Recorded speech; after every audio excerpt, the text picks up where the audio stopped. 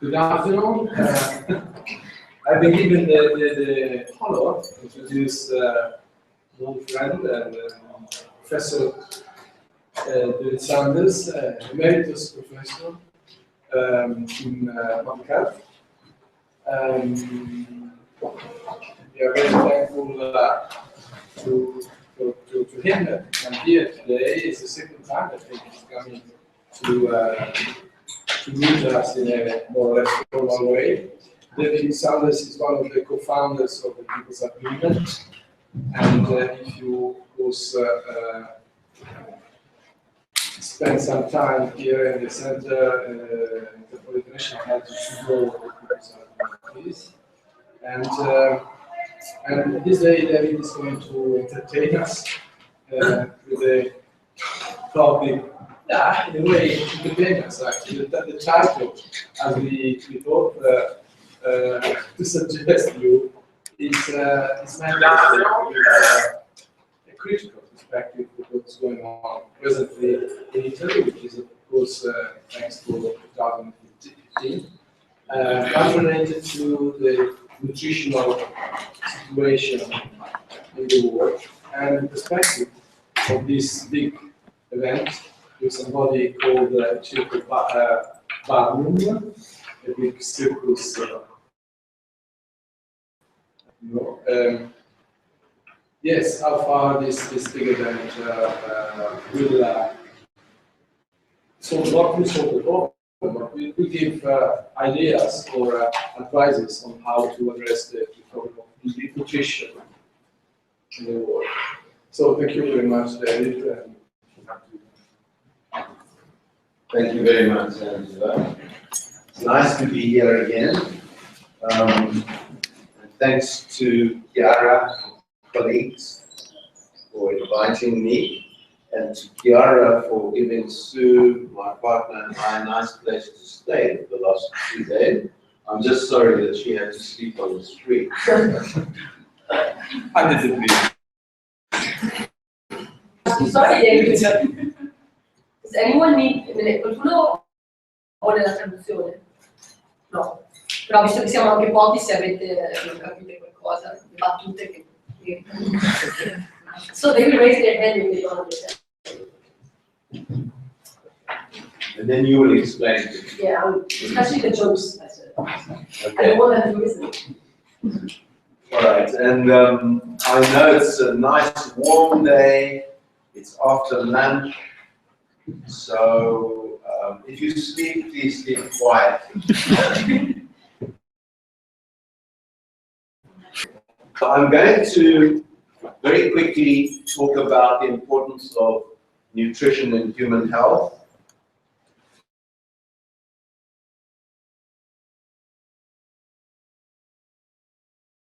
Both undernutrition and overnutrition. It's not really overnutrition, but I'll call it overnutrition, obesity.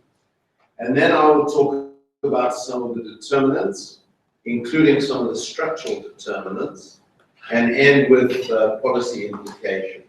And then a few words about people's health. So, nutritional problems are probably the most important and significant underlying determinant of health outcomes. You would not think so if you go to most medical faculties and health sciences, because nutrition is usually not taught, or if it is taught, it's 1 or 2 lectures.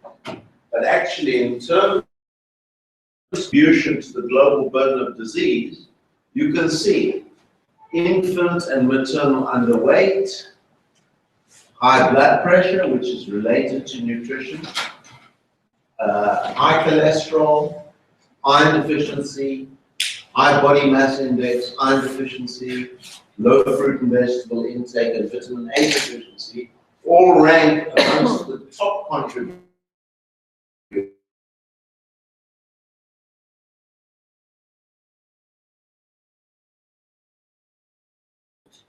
And yet, if you look at the interest and investment in nutrition, I'm not talking about your expert, that's for other reasons. In health, it's really a Cinderella. It's not really given very much importance or investment. So undernutrition is the underlying cause of about 1/3 of all young child deaths globally, approximately 2.5 million each year. 1 in 4 children in the world are stunted, that means chronically undernourished, and this contributes negatively to intellectual and physical development, and of course, to the nutrition of subsequent generations in the case of women. And stunting continues to be a major problem. So, for example, in Africa, which is the dark green line, stunting on average is about 40% of all African children.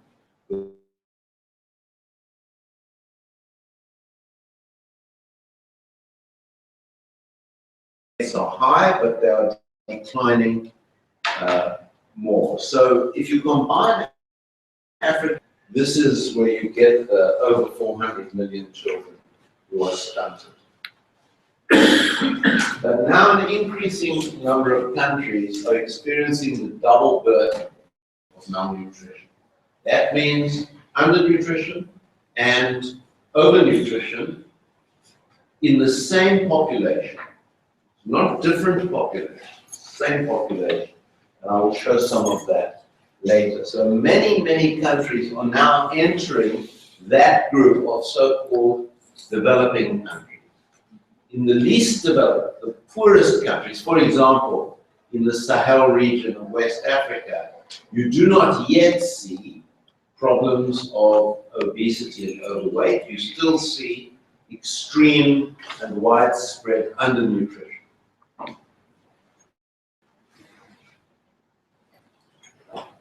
So we have more than 1 billion people who are undernourished, and we have an increasing number of people overweight or obese, including children. So I want to just use a simple approach to look at some of the determinants from the biological all the way, as we say, upstream to the structural determinants of this problem, obese problem. So very quickly, undernutrition. I'm going to spend most of this talk talking about the problem of overweight. So these are recent data from a survey done by Save the Children in 5 countries, 5 very big countries. In fact, Nigeria, India, and Pakistan, between them, probably house almost a half of the world's under 5 children. So you can see the question asked was, how frequently would you say your children went without food for a whole day? And you can see 27% in Nigeria, often or sometimes, and so on for the other countries. The next question was, has the rising price of food become your most pressing concern, your most urgent concern? And you can see that in a very large majority of countries, this was indeed a big problem. And the last question, since the rise in food prices, have you reduced the amount of food you buy for your family? And in most countries, it was 30% or more, and some over 50% of interviewees. So if we go right upstream to the structural determinants, what has happened over the past 20 or so years, as you probably know, has been the development of a number of agreements which have liberalized trade, and within that, agricultural and food trade.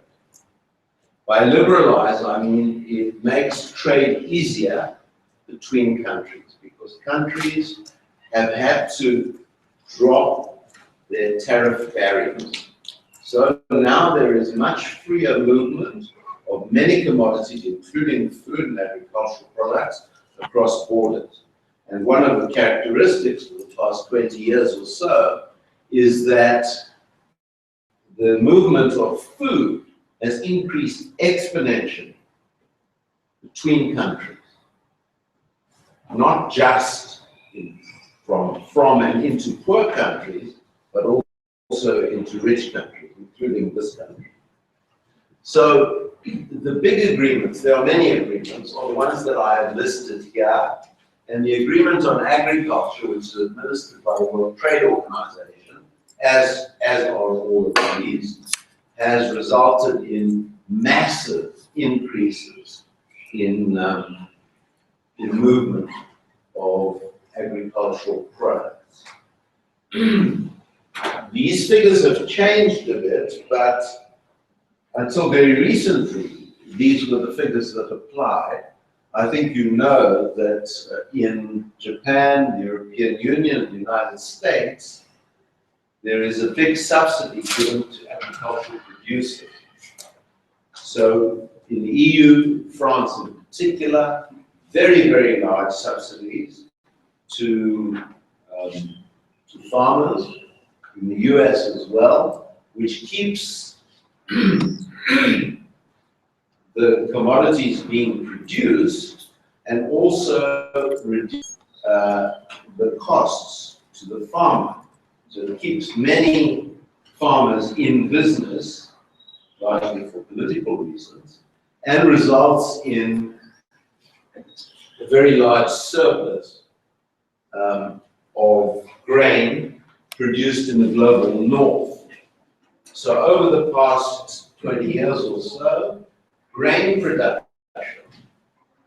cereals, has moved from the south to the north globally. Let me just, riuscite a seguire? Sì? Everyone understand? Yeah. So you can see from these data that in developing countries, on average, food import bills as a share of gross domestic product more than doubled in the 30-year period. Food imports into developed countries increased by almost 50%, and into developing countries by 115%.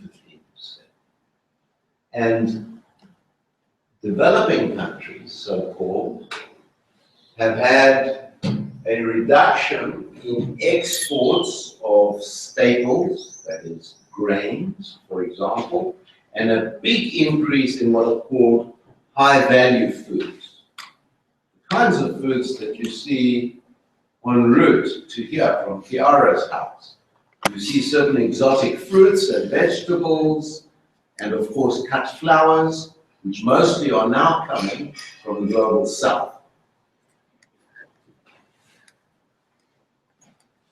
So, a factor, more recent factor, in affecting the availability and the prices of food commodities has been the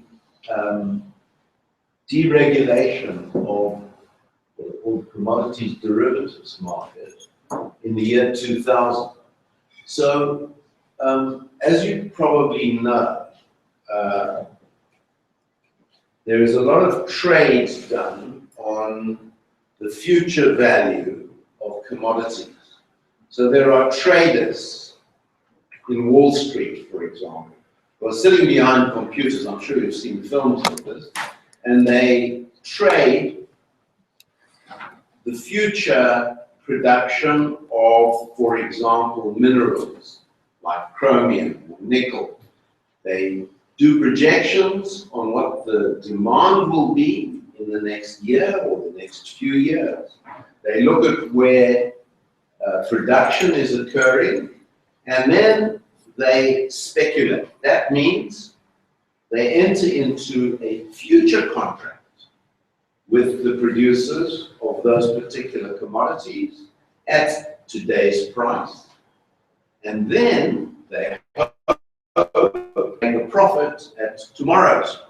And they do make a profit because, in a way, they create an artificial shortage of that commodity, because that commodity is already purchased on the global market. Do you understand what I'm saying? So now this has started to happen with food products. So people are now trading on the future value of wheat, for example. So Russia is the biggest wheat producer. So there are predictions of weather patterns. Is there going to be a drought in Russia? What's going to be the demand in South Asia for wheat products and so on?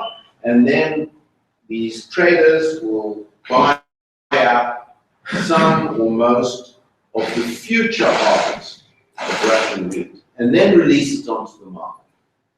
So you can see that the number of contracts in maize futures went up in just a 5-year period 5 times, from 500,000 contracts to 2.5 million contracts. And some of the financial houses estimate that this speculation is resulting in huge fluctuations in commodity prices. And this probably was the biggest cause of the extreme food price rises in the year 2011, which is when those surveys were done of families and the food availability. And another factor, which is a growing phenomenon, is what is being called popularly land grabs, where now big food companies are actually purchasing large tracts of land, particularly in Africa, Ethiopia being the biggest, to produce basic staples, which are then used by that company mostly for processing.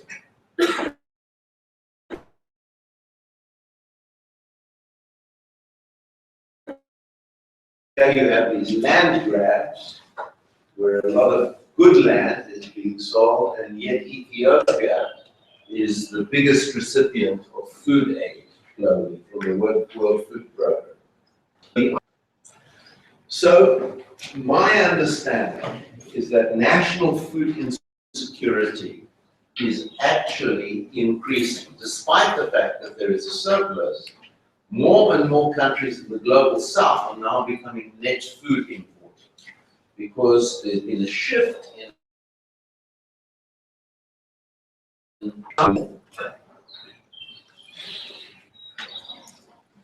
so I think you know this. I think Chiara even stole this from my book. I'm going to charge her later because it's okay. So that's all I'm going to say about the underweight problem. I want to really focus now on the growing overweight problem.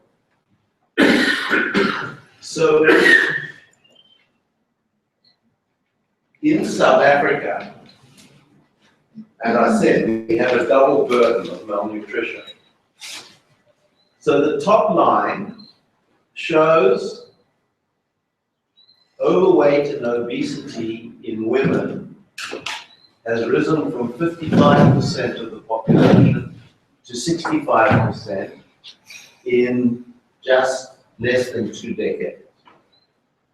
And at the same time, according to these data, stunting rates amongst young children have gone up from 18 to 26%. So we have 1/4 of all children stunted, and the majority of people are overweight. Now, these are not in different communities. These are often in the same family. So why does this happen? So there is some relatively new research showing that a child born underweight or underweight in the early years of life has a greater risk of becoming overweight later if exposed to a high energy diet. And this is, I think, what is happening in South Africa, where we have quite a high prevalence of low birth weight and of stunted children who then exist on essentially an adequate calorie or high calorie diet, but, as I'll show later, one which is low in nutrients. So it's high in energy, but low in vitamins, minerals, and often in protein. So even in rural South Africa, we have a very big overweight and obesity problem, and we have an increasing incidence of non-communicable diseases related to diet, especially diabetes. So these are some data from the Western Cape, the province, the state where I live, showing data between 1990 and 2008, 2009. So the dark colors are 2008, 2009. And if you look, for example, at those aged over 45, you will see that the prevalence of diabetes, type 2 diabetes, has increased twice or 3 times. So this is truly dramatic when you have more than a third of adults over the age of 65 who have got type 2 diabetes. This is a catastrophe. Because of course, people with diabetes need lifelong care.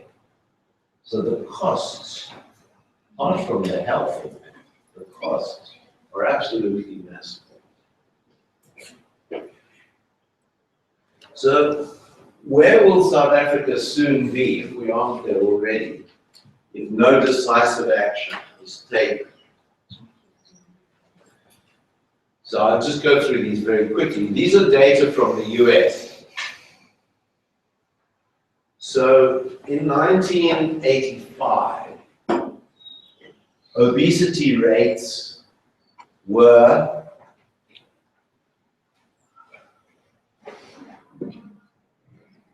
key is not there, but the light color is less than 10%. The dark color is 10 to 20% of the population. So that's 1986, 1987, 88, 89, 90. New category now. This is over 10. This is now over 15%. 1992, 3, 94, 95, 6. New category, over 20% obesity.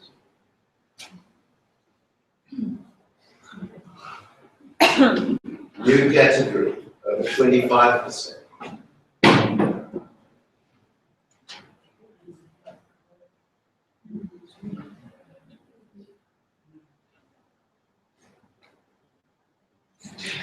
So, this is how quickly obesity has developed in the US. And there would be, if we had the data, similar for Canada, UK, Australia, not yet, as far as I can tell, Italy. I think your obesity rates are much lower, but they're going up. Probably not at this rate. But this is the shape of things to come. The fast food environment. This is at the root of it. And I learned that Coca-Cola was one of the sponsors of your food expo. Amazing.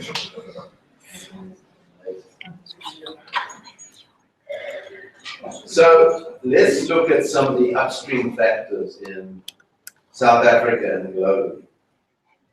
So I've got a lot of these slides from someone called Carlos Monteiro. from Brazil, who's done a lot of work on this. So I think you know about the so-called food groups. I mean, there are many variations of this, but you can generally divide dairy products, meat products, fruits, vegetables, and so on. And foods, as you know, I mean, this may be obvious, is any substance ingested by humans which provides nutrients needed to maintain life.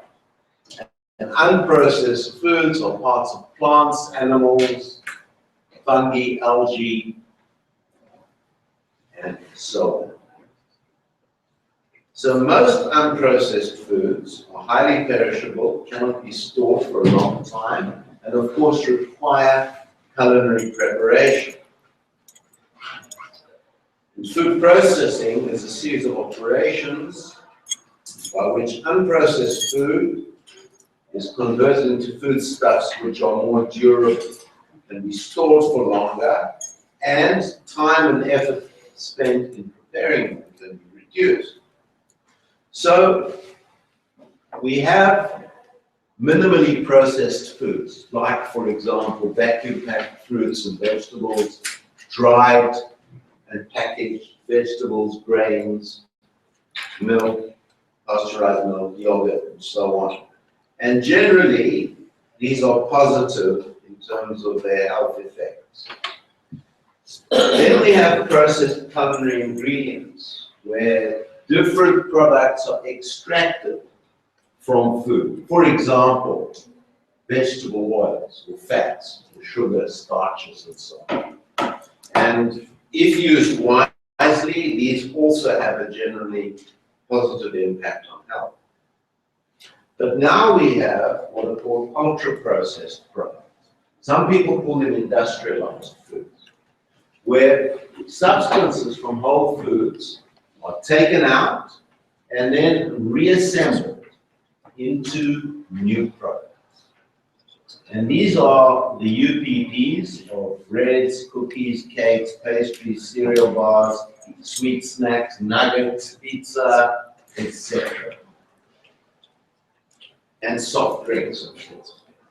And these, for reasons I'll explain, have increasingly negative impact on health. So here's some examples of ultra-processed products, some of which I saw already downstairs in the dispensing machine. These. This, of course. Chicken nuggets. So what's wrong with these? Well, when they're compared with whole or minimally processed foods, they have less protein, less fiber, more free sugar, more total fat, including trans fats, and more sodium, and, very importantly, more energy per volume. So there are a number of mechanisms that are linked to overeating and obesity of ultra-processed products. All UPPs have a high energy density. Many of them provide liquid calories.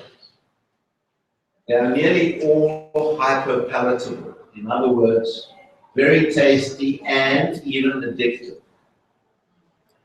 Supersized servings,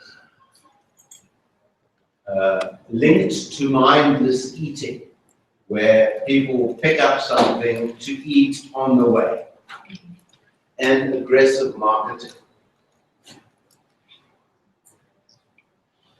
So, for example, McDonald's spokeswoman, who's got the unfortunate name of Danya Kraus, said that more than 90% of US restaurants sold drinks for $1 last summer, which should give you an indication of its success for our business.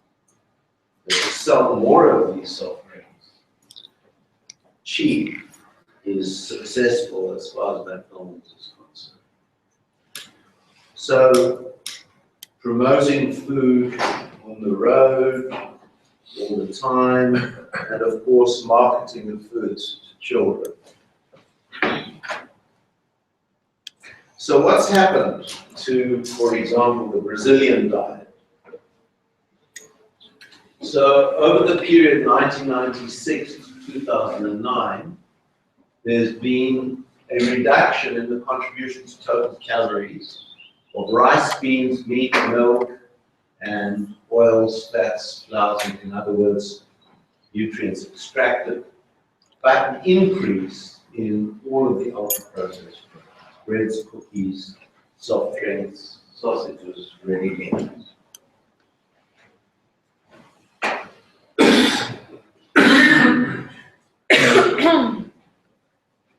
So these, of course, are the groups which I just talked about.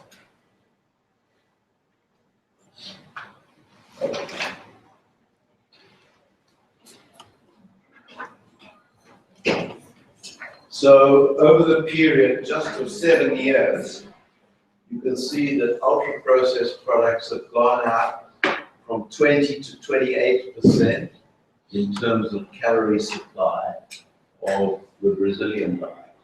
And it's probably gone up more since then. And this is a ranking of different countries where you can see that in some countries, ultra-processed products are providing almost 50% or more than 50% of calories. And it's no accident that these are some of the fattest countries in the world. I think Mexico is now ranked #1 fattest country.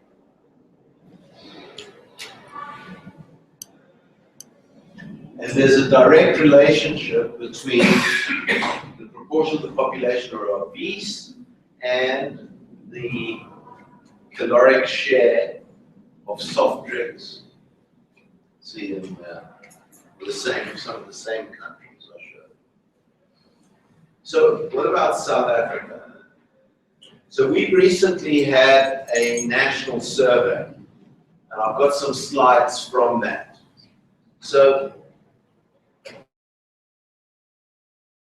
we see high fat and sugar intake is very common in South Africa, that most children don't take food with them to school, so they rely on either what they're given at school or what they purchase from vendors outside, not usually automatic vending machines, but people sitting outside who are selling the same sorts of things: sugary drinks, sweets, biscuits, and so on.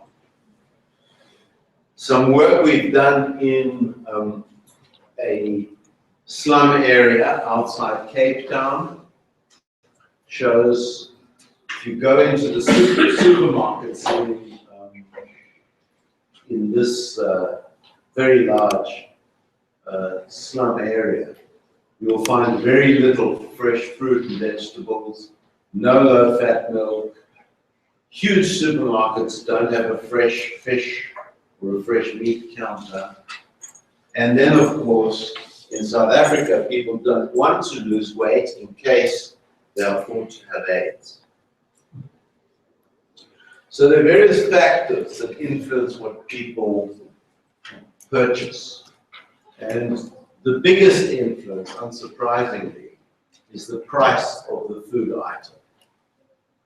But other factors as well, like taste, like whether the food keeps without spoiling, because many poor people don't have refrigerators, and how easy the item is to prepare. Fast food consumption is going up.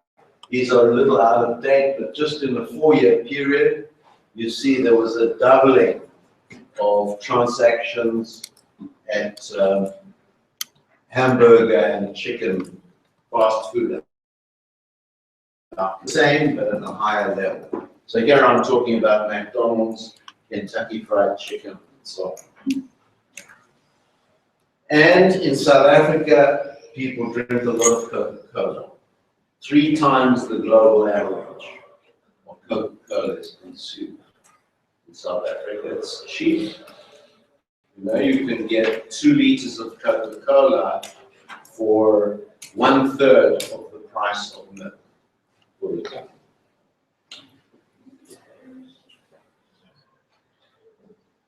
So if we move upstream to the structural factors, we find that in South Africa, the market for packaged food has expanded very dramatically.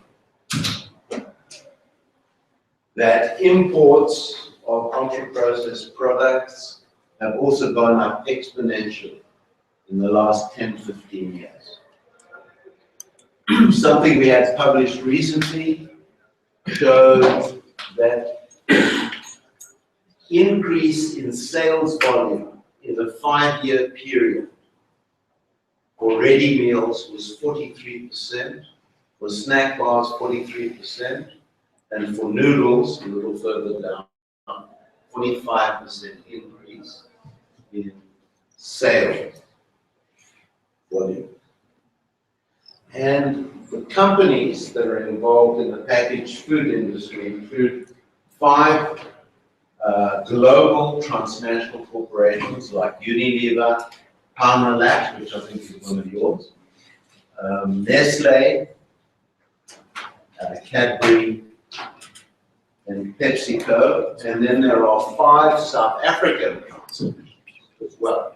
So these are companies originating in South Africa, but now with subsidiaries in other parts. And there's been a rapid growth of supermarkets in South Africa. So even in rural areas, more people are buying their food from supermarkets than from small outlets. And you can see in that panel at the bottom that supermarket sales in South Africa are increasing much more rapidly than in. And a colleague of mine has looked at the expansion of supermarkets in Cape Town, which is where I live. So each black dot is a supermarket. So this is from 2003 to 2013. And the northeast of Cape Town is where the poor working class areas are. So supermarkets have grown extremely rapidly.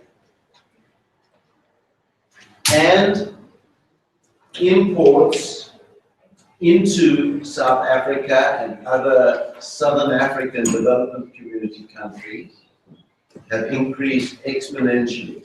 You can see on the left it's between 1995 to 1998, and on the right 2007 to 2010, and these are of snack foods and soft drinks. And South Africa is part of the supply into other African countries. So nowadays, if you travel to Mozambique, you travel to Tanzania, or even to West Africa, to Ghana, you will see a lot of South African retail, including also supermarkets and the foods, some of which are South African processed foods. And all of this is underpinned by liberalization of trade and investment. These are some of the agreements in the Southern African Development Community over the last 20 years, including, of course, a very important bilateral agreement with the European Union. So we are receiving, especially from countries like Holland, UK as well, and even Italy, I think, lots of processed food. So, trade liberalization has really privileged the transnational corporations. So transnational corporations have really grown and expanded their operations in this liberalized economic environment.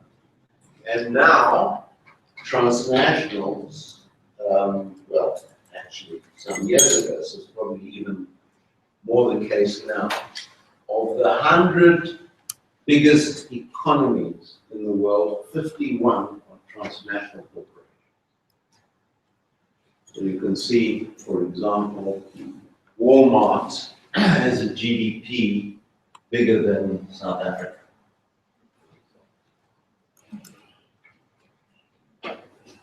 So this is a quote from a publication called Closing the Gap in a Generation, which comes from the World Health Organization Commission on Social Determinants of Health. They said the combination of binding trade agreements and increasing corporate power and capital mobility have arguably diminished individual countries' capacities to ensure that economic activity contributes to health equity, or at least doesn't undermine it. In a very polite way, that the liberalization of financial flows, of traded products, and so on, means that countries are less able to regulate the healthy environment. So, foreign direct investment has been targeted also at supermarkets, and as I mentioned earlier, the sales of transnationals have increased really dramatically. So these are the leading food and beverage companies worldwide. Nestle is the giant, but there are some others as well. And you can see that some of them have products other than food products. For example, Unilever, which has many cleaning products, for example, soaps. And it's very clear that these food transnationals are now targeting middle-income countries because there is a naive market there, and their sales have been growing extremely strongly.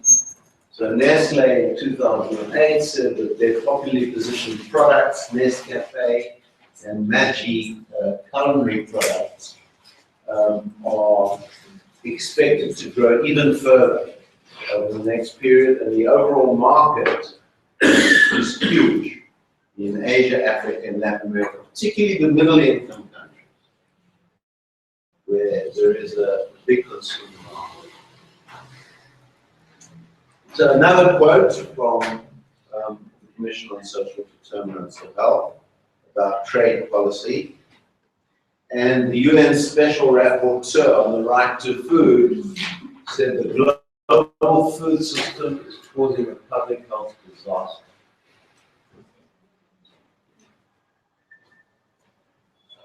So what does it mean for us who work in the health sector?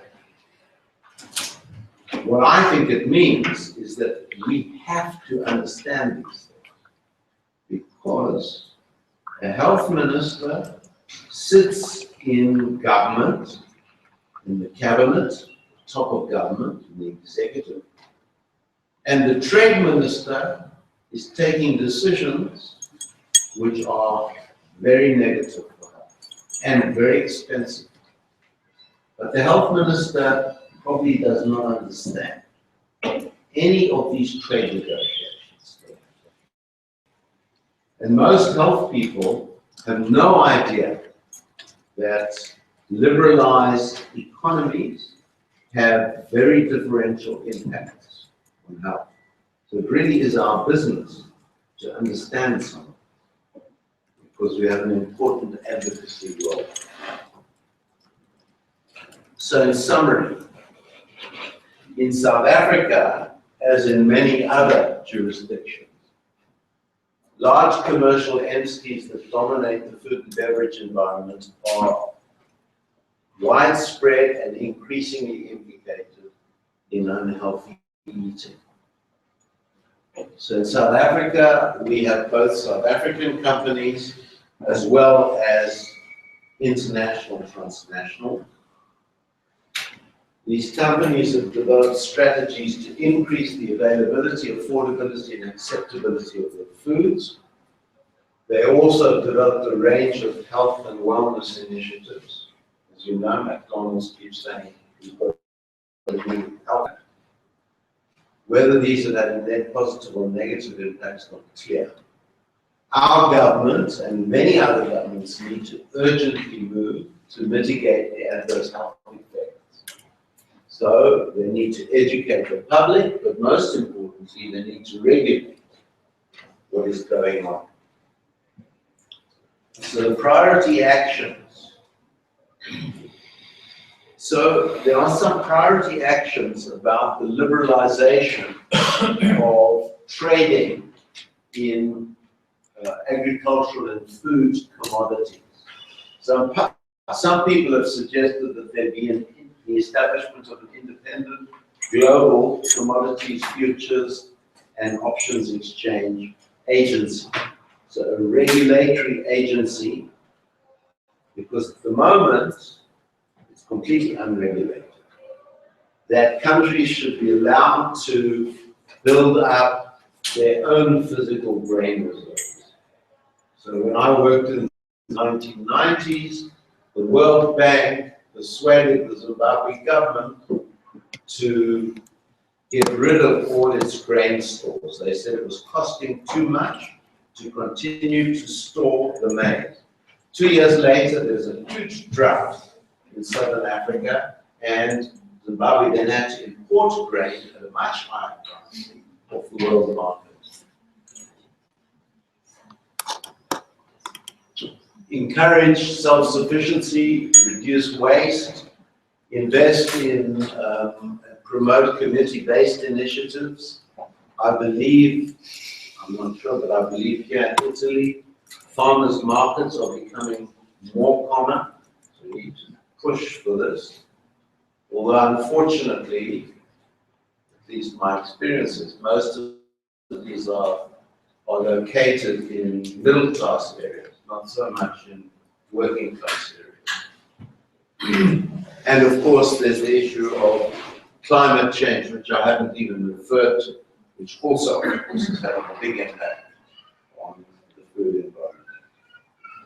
And then to combat overnutrition, the most important is to raise awareness, because most health workers in South Africa have got no idea about this unhealthy food environment. In fact, obesity rates amongst nurses in particular are extremely high. So they don't.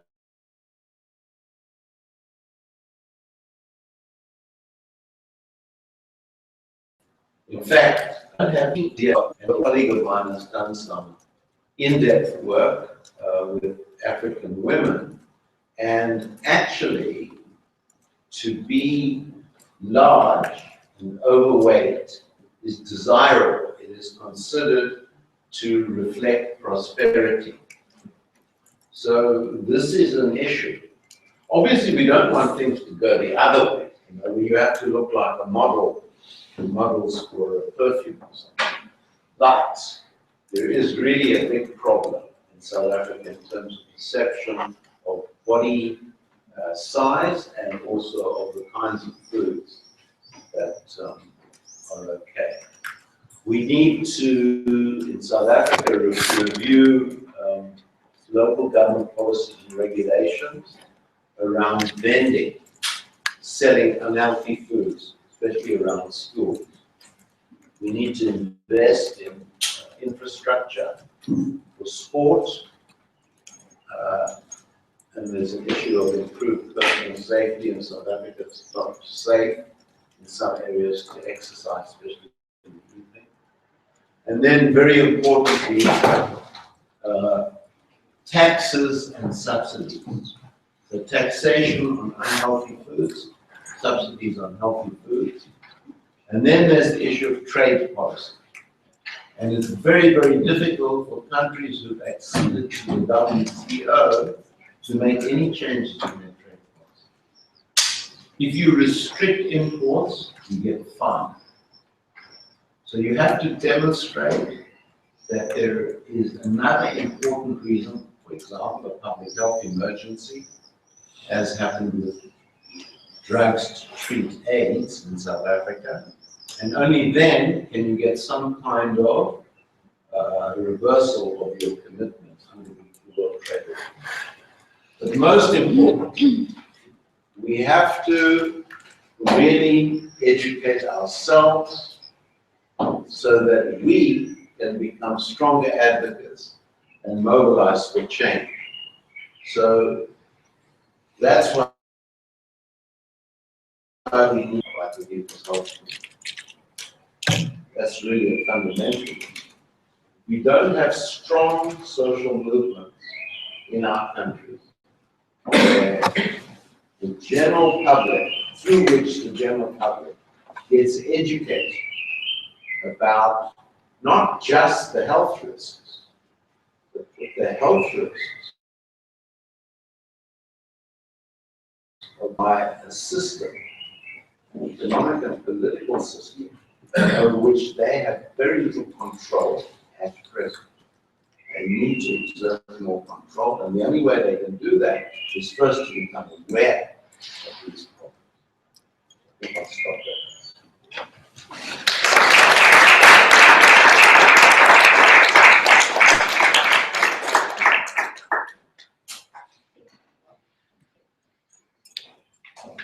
Non vi preoccupate di avere domande, se non ve la sentite di farla in inglese, fate in italiano in traduzione.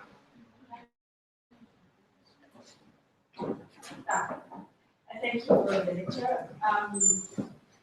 As far as I know, because I'm interested in food ethics and how it could be spread into the world. Now we have transformed from the culture or collective mind of natural food to machine. We, no matter it is developed or developing countries, was the same. But I'm not sure how far it could be changing the consciousness of the collective mind to look after the body, health of the body. Because as you said, overweight and this way, it's kind of combination of these statics of the body for females or for men for building muscles and that stuff. Now the question is there a politics responsible for that? I mean, because food ethics, the world is not a politics, actually, the economic, the people, the big manufacturing places, not the economic. Actually, in the USA, you can find the authority people, not the politics, people funding that places, like Coca-Cola, for instance. So I'm not sure that people was right. So I mean, if it is more organizations to give consciousness to people to not look after this kind of food as not working so far until we have to stop those people from producing their stuff. I'm not sure I understand exactly what you're asking, but I think you're saying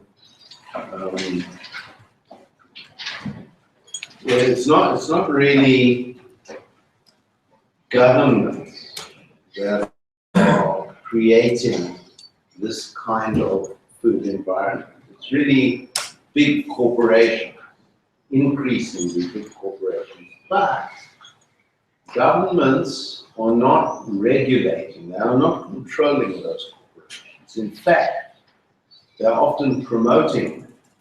So, for example, right here in your expo, why is it that at a food expo, the Italian government allows sponsorship by manufacturers of unhealthy products?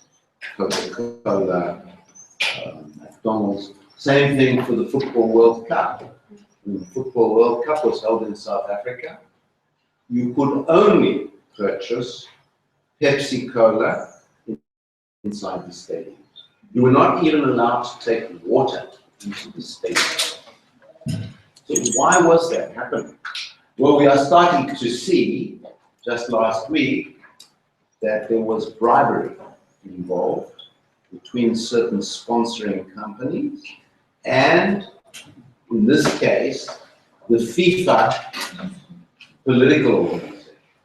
And I'm quite certain, well, I'm not certain, but I think it's highly likely that there were incentives to the Italian government to allow the Milan Expo to be sponsored by Coca-Cola. I don't know for sure. But No, I think actually the total vision on this event is opposed. I mean, is on the opposite way of our way of. I mean, everything is distorted, and the expo is made to make money, not to promote. The trade and the private interest of those corporations. But why? Why does the Italian government? Probably because Coca-Cola is, if not bribing the Italian government, it is saying, look, we will set up businesses in Italy, we will employ X number of people, etc., etc. I mean, in this sense, like we conceive the political power as apart from the economic power. I think it's the same, actually. Okay, let's take Francesco and Angelo. 2013, the health minister of Italy proposed soft drink taxation. That generates a very big debate on how paternalistic is this kind Italian of government, yeah. action that people have the freedom to choice, and also a reaction of the big food corporation like Coca-Cola, that they said that if the government taxed their job, they will leave Italy. So it's a very difficult situation for. I want to ask you if you think that we need now in a globalized economy, globalized world, a global agency to regulate transnational action market. If it's possible. Well, we have the World Trade Organization. Stronger than the World Health. Yeah, of course we do. I mean, there was a proposal there for some kind of agency to regulate commodities trade, for example. But, as you yourself said, there is usually a strong reaction. Governments, but usually under pressure from big business. So, for example, would have been about 7-8 years ago, there was an attempt in the World Health Organization to promote the regulation of sugar in diets and sugary products. And there was massive pressure on WHO from a number of countries, including, sadly, Brazil, which in turn was coming from the sugar industry. All of this is documented. So, governments are, you're right, governments and politics and economics are not so separate. Increasingly, the transnationals are influencing government policy and influencing global agencies, such as the World Health. It's a very depressing situation. I don't see any other route than building mass movements for health. Obviously, there have to be mass movements around corporate accountability. There have to be mass movements around the environment and so on. But we need also as health to start linking to some of these other movements and organizations. We took more than 50 years to take some actions against the tobacco industry. Since we demonstrated that tobacco was linked to lung cancer. And we know very well why it took 50 years, because the big tobacco adopted certain strategies that now big food are using to, again, to extend as much as possible the time when we'll do something on them. Of course, the conflict of interest are very big within this big tobacco. And you mentioned the soda tax of some years ago, about six months ago, our health minister and our Italian representation of the World Health Organizations reacted negatively to the same suggestion, same advice on to leave it to the 10% the calorie intake of sugar. So of course we know now that at least one of the Italian representatives is also an advisor to Ferrero, who is a big chocolate or sweet factory. So these are the tactics and the strategies that they're using. Of course, they make a lot of confusions about the issue, casting doubts on the origin of obesity and so on. Now they've eliminated almost totally the fats from the packaged food just to replace it with sugar. And of course, this doesn't solve the problem, because obesity is mainly due, I understand, to sugar intake and to fat. Yes. So that's the tricks that we have to discover and to attack if we want to have some impact. Yeah, and the additional problem with food compared with tobacco is you need food. Yeah. This is understand that. With tobacco you don't need the substance. Then I want to spend a word about pizza. In your list, pizza is bad food, but I'm sure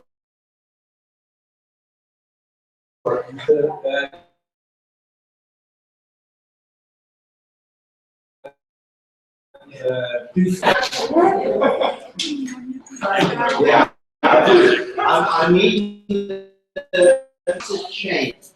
You know, like Domino's, for example, because those pizzas contain, as you probably know, added corn syrup and salt to counterbalance the sweetness. So it doesn't apply to pizza that's made in a foreign down the road. It's about the ones that you buy in the supermarket, which come from a big company. Those are the ready meals. I wanted to say some few words. Starting from Expo, from this event, because I think that you were wondering why the Italian government allowed this to happen.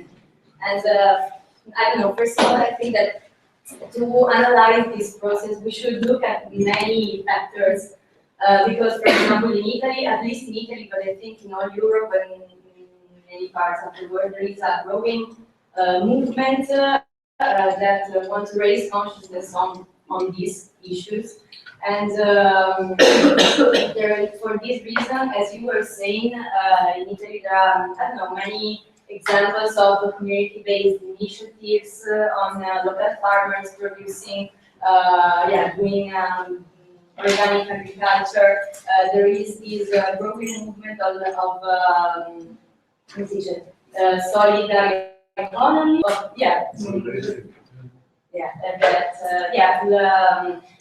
challenging the big scale distribution, let's say. And this event of Expo is in my opinion, it is a very clear strategy to occupy these movements, to steal the ideas of this movement, and to build a different rhetoric on it, monopolized by the big food industry. And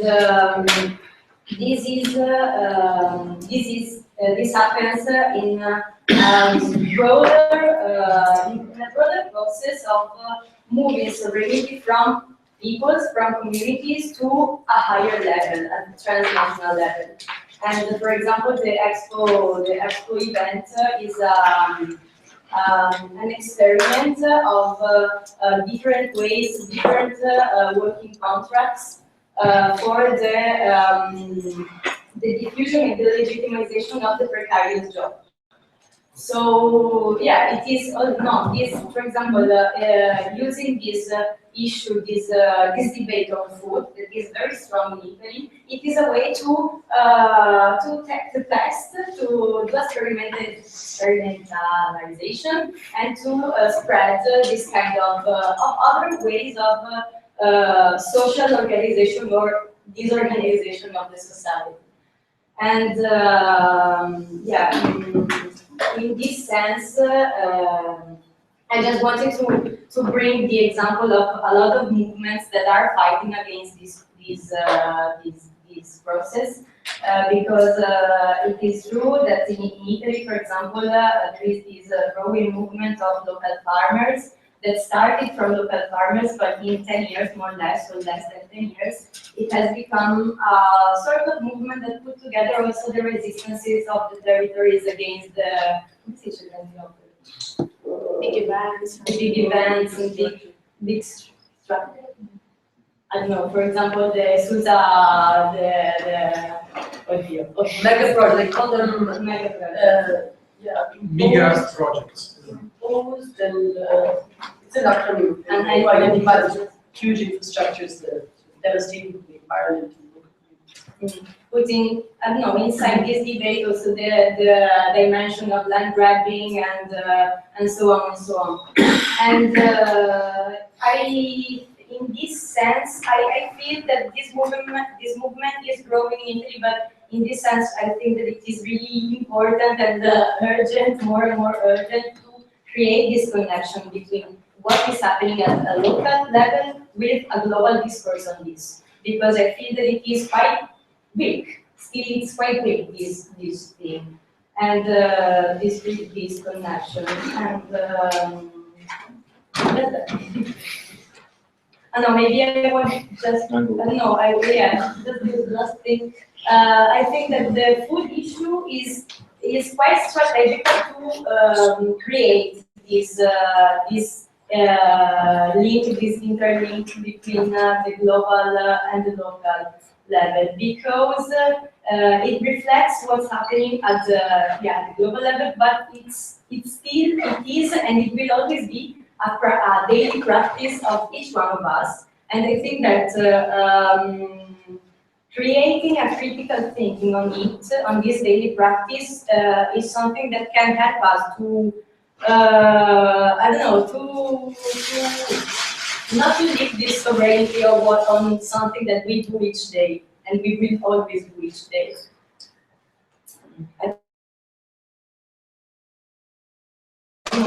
Unfortunately, in many countries, this, like South Africa, and other middle-income countries, where the food environment is changing most rapidly, there is a very low level of consciousness about it. Very low. And there are also material reasons why it is difficult for people, even if they want to change their diets. Because processed food, as I showed, is cheaper. You don't need refrigeration. In South Africa, the price of fuel, energy, electricity, and so on is going up like that. So it's better to get something that you don't need to cook, very quick to prepare. So there are many, there are many other dimensions which we have to address. But I agree with you that we have to build in each country a consciousness about this problem, because it does exemplify, the increasing globalization of our lives. So it can be very powerful.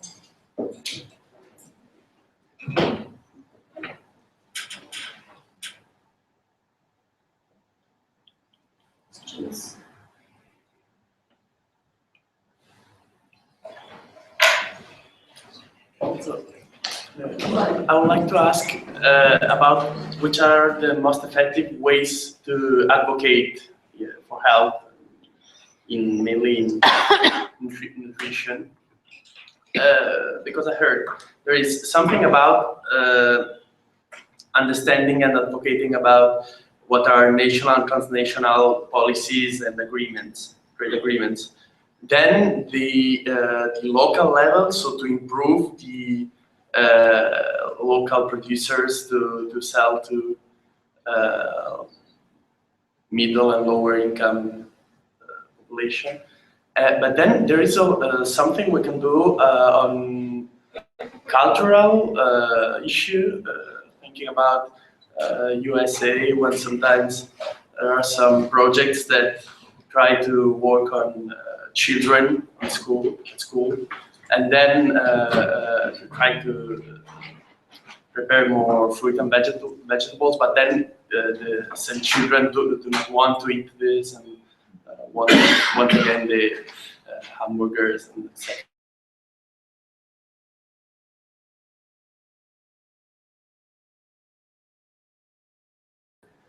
In our advocacy. Yeah, no, I think it's a great question. I think you're right. It's not, most people won't get mobilized when you talk about economic globalization, trade agreements, and so on. I think the people here who are probably more experienced than me, I think you always have to start with an issue that is meaningful to people, that they can feel themselves. And then, I think in the course of taking action, there has to be a process of, I suppose, understanding better what the upstream, including the global determinants. Of course, that can depress people, because then you think you can solve your food problem by taking local action, but actually you cannot. You cannot just solve it at a local level. You have to start combining local action with action which impacts on the global environment. But I think there are lots of small things you can do, such as, for example, engaging children much earlier. I mean, in a way,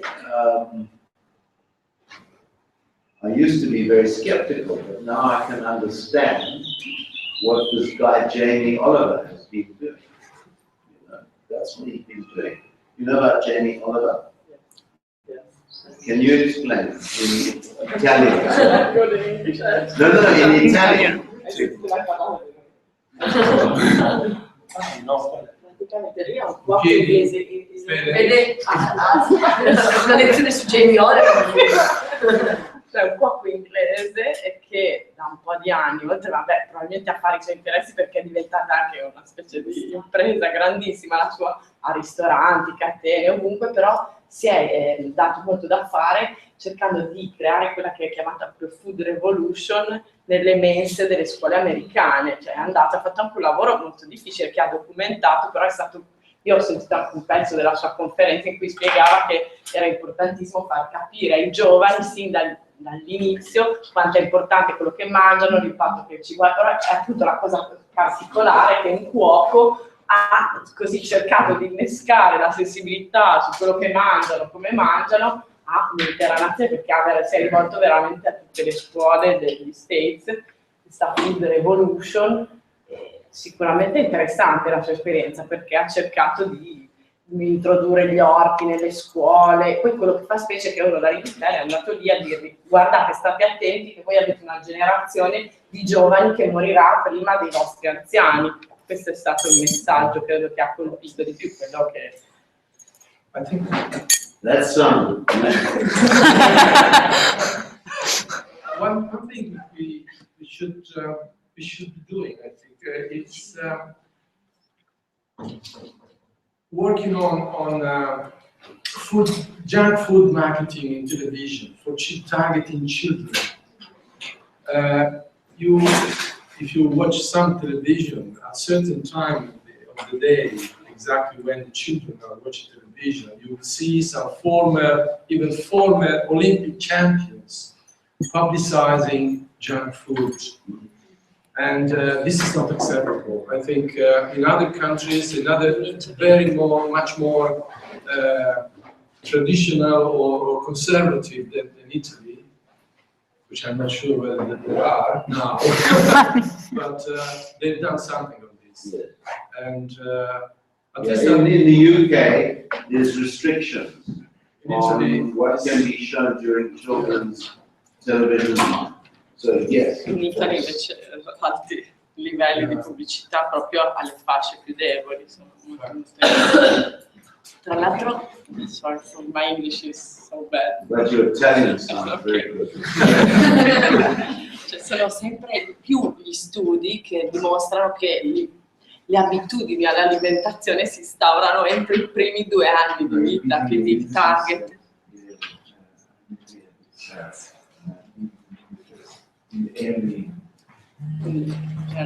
Before 2 years, so we have to work with mothers first of all, ma c'è una scarsa sensibilità che lo sono i pediatri, che molti si impegnano, cercano anche di affrontare queste tematiche, però fanno fatica o comunque non lo vedono nemmeno come un loro pediatricians and the awareness.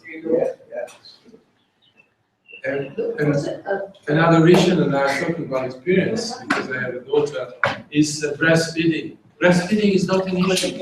Really, there is no support to young mothers after just delivering to accompany them and to show them how, and to explain to them how important is breastfeeding. It's just left to the mother, the grandmother. It's not. I think it should be part of the health sector. Well, I think it used to be provided by grandmothers. That atomized. I think this is a huge problem. Even in South Africa, we have very low rates of breastfeeding. Very low rates. Also because as you know, Nestle and the other big companies promotes formula feeding as more modern. So this is a problem. We find very poor women in South Africa are spending money, which they don't really have, on formula. Can I make a comment? So I think there is one point that needs to be stressed. It's about, the vision that's there, that we need multi-stakeholder action, so that the big corporations are actually aligned in this. And this relates to why Coca-Cola is an whole pavilion, an expo that's dedicated to physical activity, because they are now the champions of promoting physical activity, among people. So, and I think also in the WHO, this is a problem. There is no clear positioning to say, corporations are part of the problem, they cannot be part of the solution. I think this is a very clear stand that we need to really take up front. And I also want to make the link with something that you went on quite quickly, but it's very relevant to our debate here in Europe, related to this big treaty that Europe is negotiating with the United States, the TTIP. And you mentioned the fact that these treaties are binding, which means that whatever is said is agreed in the treaty cannot be reversed by countries, even if it's creating problems to health. And so why I'm linking, because I think it's paradoxical, and it's very recent that a decision was taken, a commission that was meant to express on this mechanism. It's called the ISDS mechanism, by which corporations can bring to court the governments. So they, despite a very strong popular opposition, they expressed a positive report on this mechanism.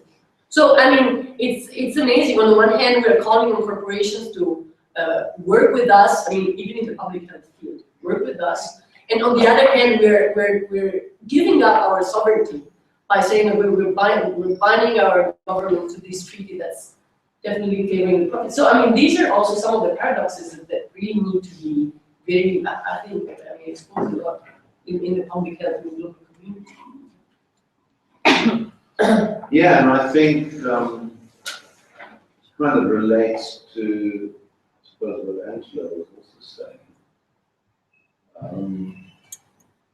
Of course, we need to work in the public health community to educate ourselves, but more importantly, in a way, in the biomedical community. You know, I think that most clinicians got no idea. You know, there's still the view that it is saturated fats that result in obesity, heart disease, and so on. But actually, there's more and more evidence that refined sugars are much more dangerous. You know, you will still have people promoting margarines rather than butter, but saying nothing about sugary cereals or sugary yogurt. So we need to do a big job from public health into the clinical level.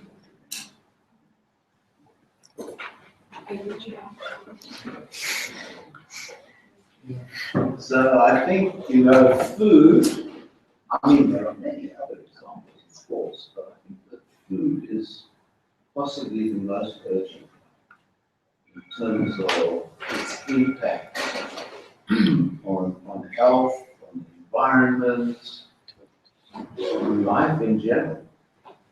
I was at a conference in Brazil a few years ago, and I went to a workshop in the afternoon. There were some small workshops. So at this workshop, there were some women from the UK who were talking about their work. I couldn't believe what I heard. They work for an NGO, a non-governmental organization, which teaches small children about vegetables. So you teach children about vegetables. So, well, you know, in many working class communities in the UK now, you have children of 5, 6 years old that have never seen a vegetable. They've never seen a carrot, a potato, broccoli. They only see, you know, a ready meal or the fast food, which is first. They've got absolutely no idea. So this is how, really how dramatic things are. After many years, we were not able to see the natural food. All we see that food. But I think the movement against this kind of health, public health problems, and they have programs for education, would be media, like the Coca-Cola advertisements, like drink Coca-Cola, that stuff. They have to be, don't drink specific stuff. Not saying that is very bad for you, but don't say, you have to say that don't drink Coca-Cola, don't drink that stuff. And this, because it's a law, you're not able to say that is public. You have to say that if you are a governmental figure, you don't have to say don't drink Coca-Cola because you are now against the free market. So how we can, fight that problem? Yes, as I said, after 50 years, we reached the point when we decided to put Tobacco, yeah. On- It's like close to but- this. Yeah, because Philip Morris suing the Australian government. So we didn't win that battle. It's not a Yeah, well, we did, but I have to say, walking around Bologna and sitting in restaurants, you have a long way to go with tobacco. Yeah, for yeah. Especially Yeah, to say yes. youngsters. Yeah, especially young students. Terrible. But it's better than 10 years ago. So much better. Well, actually, it's a consideration, yeah, comment concerning the biomedical sector. I think there is a huge lack in the biomedical sector about the analysis of structural determinants, about the, analysis about the economic level of things. All this stress that the biomedical sector is giving, and especially public health, is giving now to personal, individual behaviors, lifestyles, goes totally in the opposite way of tackling those problems, tackling the economic system, tackling the structural level of the problem. So I think we have to bring politics into public health. That's the only way to tackling the problem. Yeah, and I think, although I don't think it's brilliant, but I think that it's up to us in public health to convey that. It is a behavioral dimension, but that behavioral dimension is conditioned by social and structural factors. So I don't think we should argue against lifestyle, but we should say this is completely insufficient. Lifestyles are conditioned. Poorer people have many bigger constraints to change lifestyle than richer groups. So I think I've always felt that one of the weaknesses of public health, maybe it's because I used to be a pediatrician, is the separation from clinical medicine. That we have to bring these together, because otherwise we stay as a small sect that are convinced of, of our analysis, which of course is correct. But we need to be working with clinicians, and we need to get medical students early. So when medical students are doing clinical practice, there has to be a public health dimension connected to it.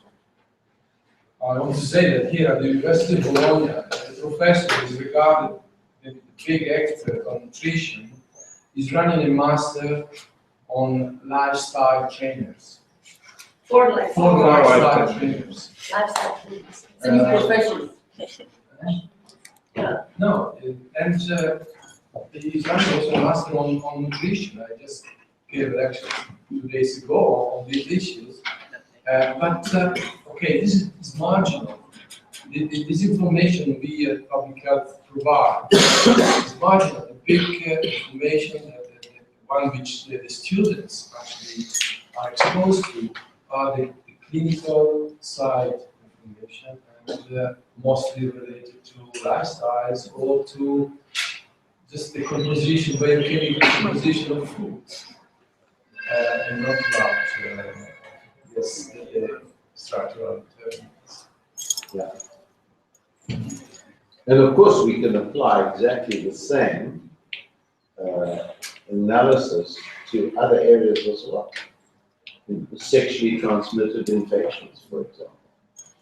Most clinicians will stop at the behavioral. They won't talk about some of the structural factors. So, for example, in South Africa, in fact, in most of Southern Africa, the migrant labor system, which you know well, is men migrate to towns to work, but you never learn about that when you're at medical school.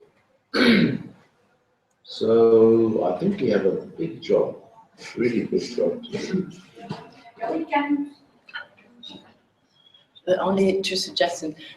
Un lavoro bellissimo che è stato fatto da un fotografo che conoscerete di sicuro, Hungry Planet, from Peter Menzel. Non so se l'avete mai visto, però quello è un lavoro che va veramente, affronta il cibo a 360 gradi, cioè ha girato per 40 paesi, ha visto le abitudini, ci sono delle foto bellissime che dimostrano i comportamenti alimentari delle persone nei vari paesi, ha correlato il tasso di malattie, è un lavoro splendido. Speaking about this work, Hungry Planet, with a photographer, yeah, documented the food and nutrition habits in over 40 countries, relating it to the physiology of those countries. So she's suggesting this is yes, like a way to afford this problem. And there is also an interesting picture, si chiama News on Graphic, è un sito che pubblica delle storielle dove racconta dei temi e ce n'è una di queste che si dice che si chiama Expo for Dummies, non so se l'avete vista, è veramente, cioè se la vogliamo chiudere è veramente fortissima perché dà un'idea dei soldi spesi per Expo attraverso le immagini rispetto a Expo for Dummies.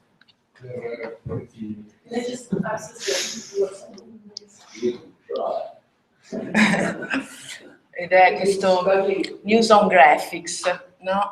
Ecco, Graphic News al secondo. Sì. Sì. Guarda, sono delle immagini, sono dei fumetti. Esatto, sì.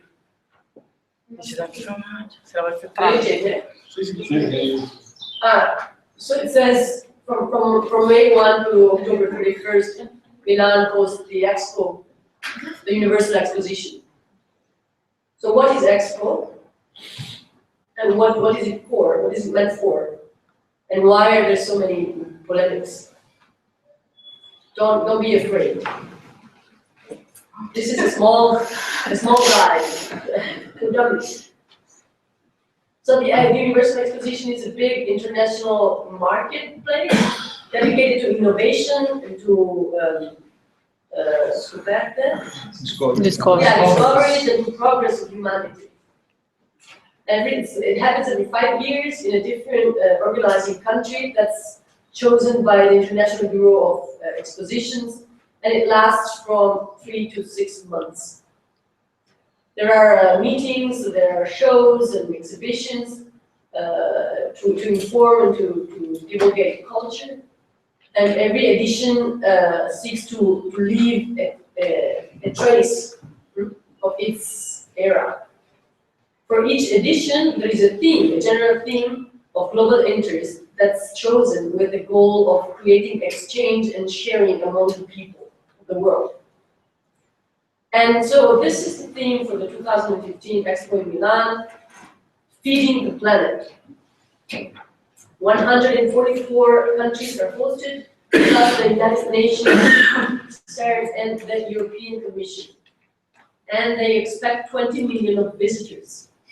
And among the wishes of the involved countries, there is also the one of discussing issues like malnutrition,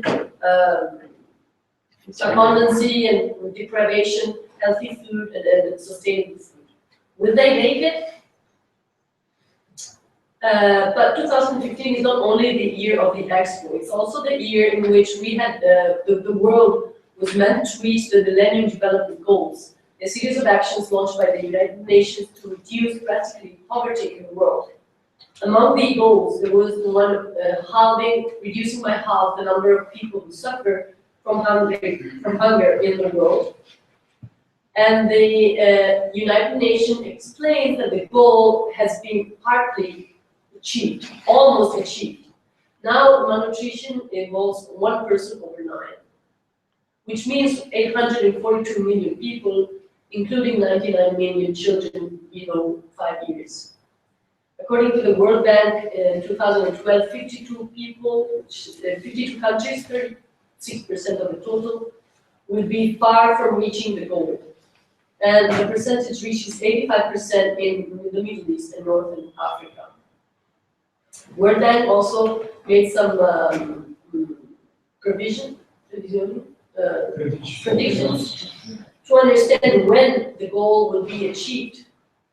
And they said that for some countries in the current conditions, they won't achieve the goal, not even in 2030.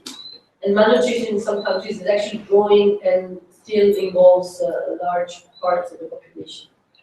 So by putting the data together, it seems that the situation is critical in several countries.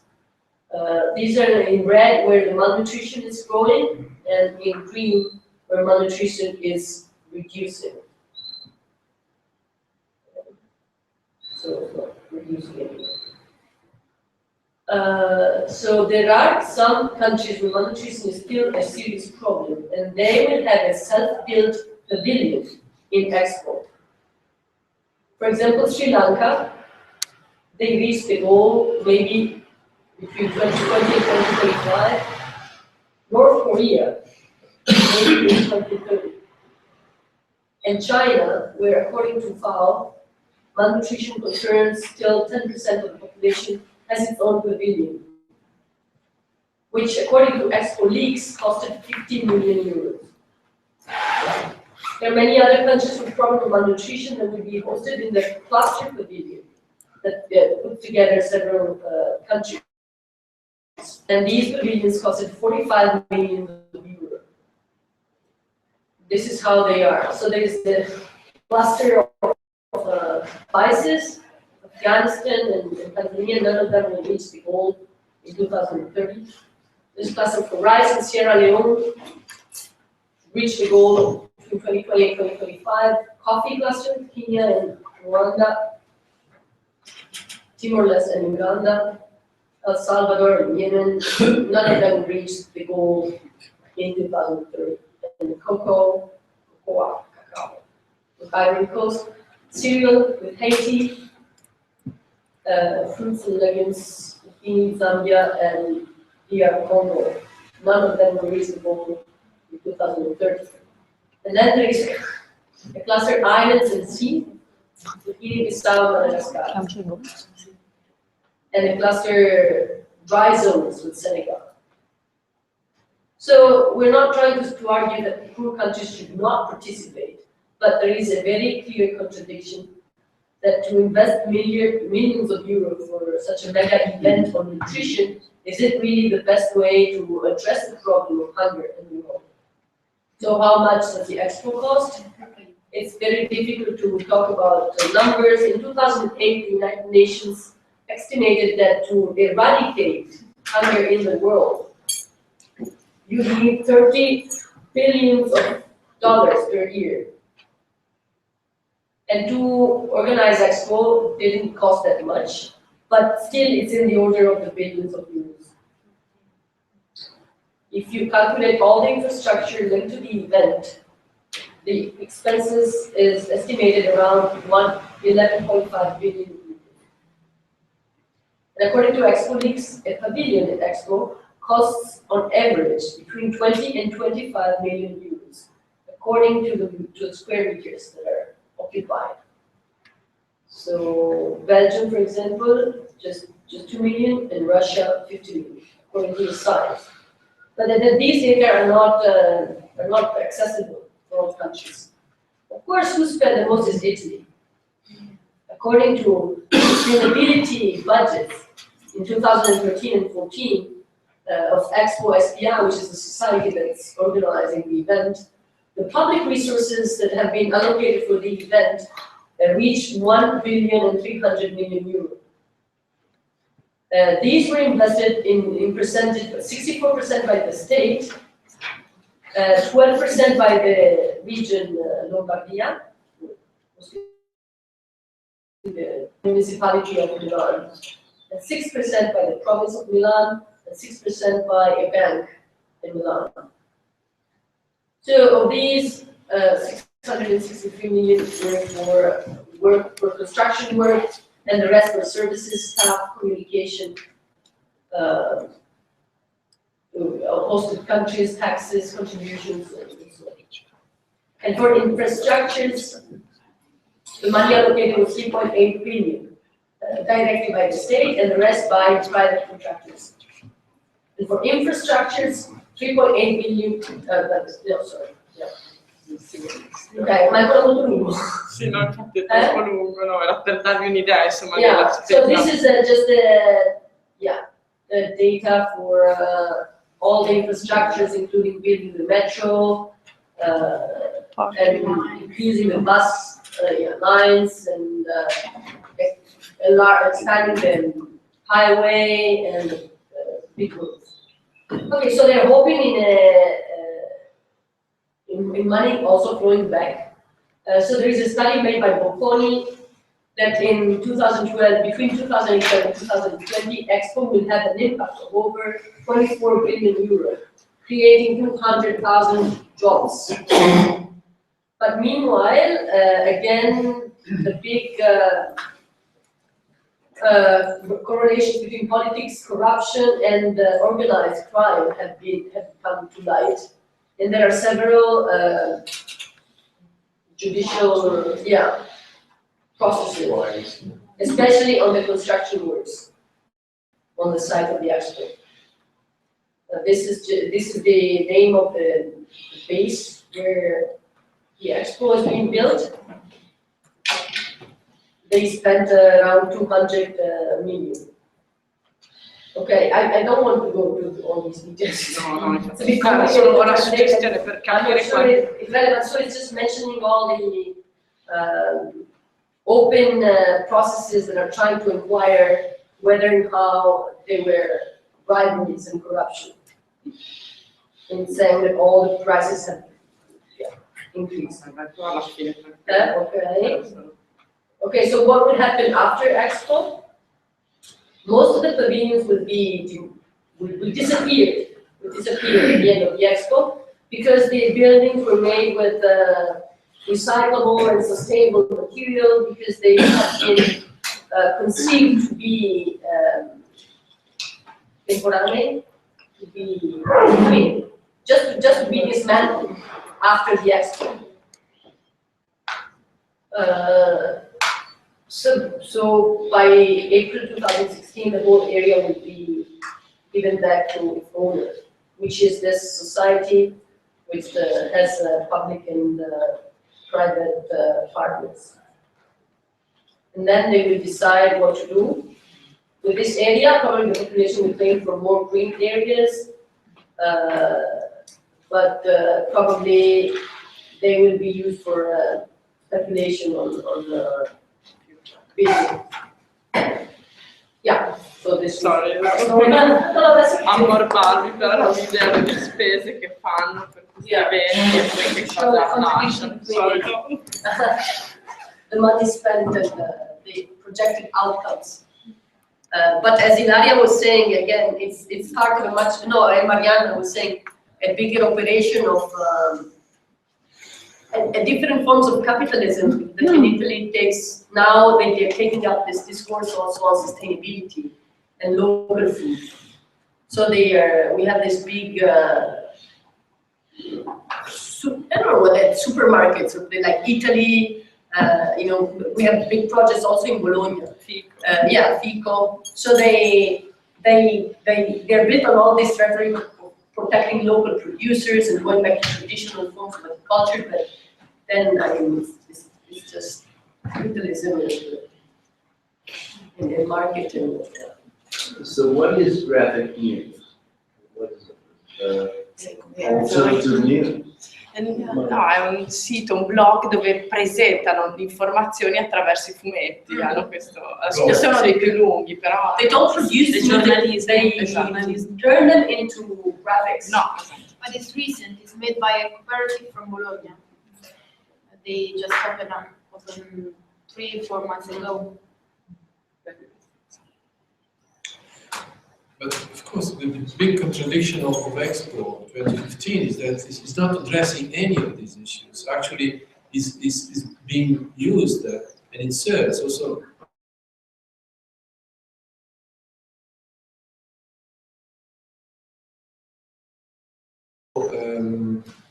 I think there have been some attempts, like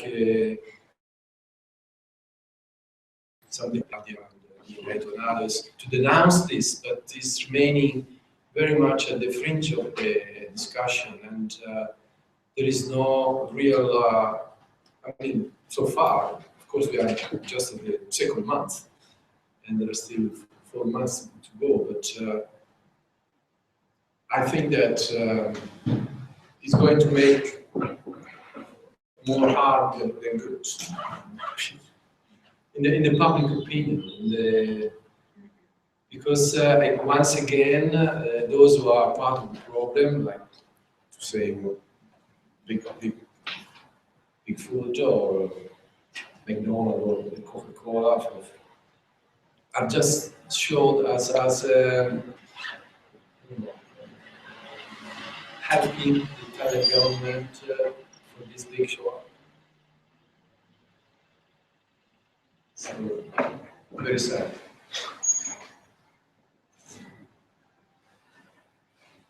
Thanks very much. You didn't hear speaking about the expo. No, because that's also what's striking. Because here we've been overwhelmed by this expo thing. So you end up believing that the whole world is talking about the expo. But since I travel a lot and I meet people, nobody knows what it is. They don't even know what it is. Let alone that it is on food. Let alone that it's related. I mean, so I mean, it's just a misconception. I didn't know. And so evidently this year's expo theme is food. Yeah. So each expo is Yeah. Yes. Yes.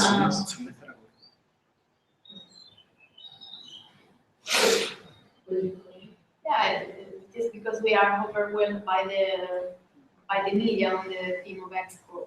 But for example, Renzi, our prime minister, always says that 20 billion people will go to Expo because 20 billion, tickets were sold. But actually, it's not true because they were sold to the stock, bigger stock sellers, but not to real people. So if they count the average entrances to Expo, They're not it's just making like a quarter of the expectation. they're not releasing the data. So they have the data of the daily, Yeah. but they're not releasing them. So they're not even releasing. I was reading. They're not. So the metro company, the company who runs the metro, knows exactly how many people are traveling on that track that was for the expo. Yeah. So, but even these have been forbidden from releasing those data. Yeah. Because they don't want to. Yeah. Because it's No, they don't want the media to know. because it's a focus economically. And also for us, public health in the university, it's really unfortunate that it's happening now, because now there are no students and we cannot organize events within the academia to talk about nutrition, by the way, and to denounce at least some of this. But you know that the University of Bologna students are entitled to a reduction to enter the expo. Yeah. Even you, as a staff. So you should take advantage of it.